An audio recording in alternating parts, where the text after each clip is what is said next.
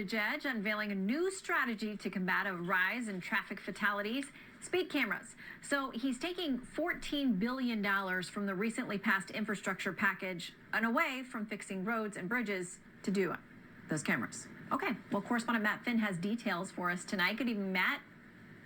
Shannon, U.S. Transportation Secretary Pete Buttigieg unveiled his national roadway safety strategy last week. The 42-page report states key actions such as building and maintaining safer roadways, improving the safety of motor vehicles, and investing in road safety. And Buttigieg also unveiled his, quote, single ambitious shared goal.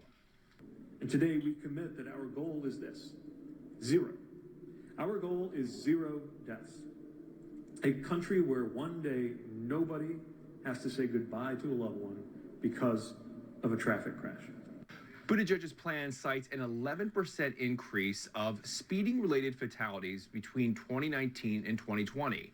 And part of his solution to that problem, buried on page 32, says that one of the government's actions to enable safer speeds is to, quote, promote speed safety cameras as a proven safety countermeasure.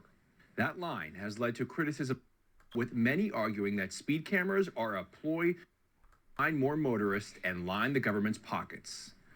As Reason.com points out, quote, the cameras can commit errors when it comes to actually ticketing the right offenders. This can be a problem for drivers, but a windfall for enforcers. Although the intention behind Buttigieg's new policy is to create safer roads, speed cameras will likely be better at generating large amounts of cash for local governments. And New York City Councilman Joe Borelli backed that up, telling Tucker Carlson that during Mayor de Blasio's term, the number of speed cameras went up from 20 to about 1,400. And yet the streets are, quote, deadlier than ever. If you look at the program in terms of being a revenue generator or an indirect tax on cars, then the program was actually wildly successful. $215 million a year generated by our cameras right now. That's $25,000 an hour. And that's actually more than the entire revenue generated by the city of South Bend when Mayor Pete was in charge over there.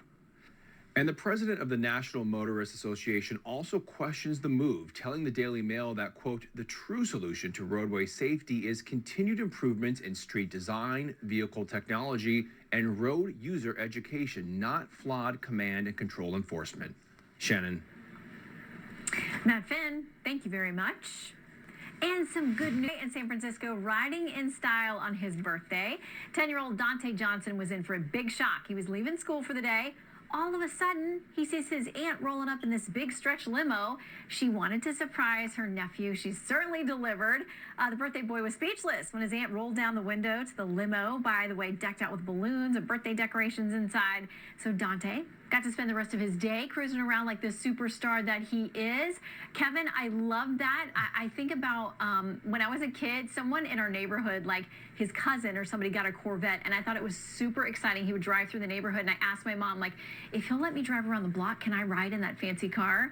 And I got a ride in the Corvette. So, Dante, I hope you enjoyed your special ride. Oh, that was actually really cool. I never got anything like that. Although one year for Christmas, I got a blue Huffy. Do you remember Huffy bicycles? Oh, I had a pink one. It was called Sweet Huffy Thunder.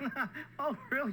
Did it have the tassels on the handlebars and all that good stuff? Yeah, heck yeah. See, there you go. That's a good Huffy. We were separated at birth, Kevin. I'm convinced. No doubt. I'm going to take you to the Windy City for this Good News Good Night, Shannon. That is where a Chicago-based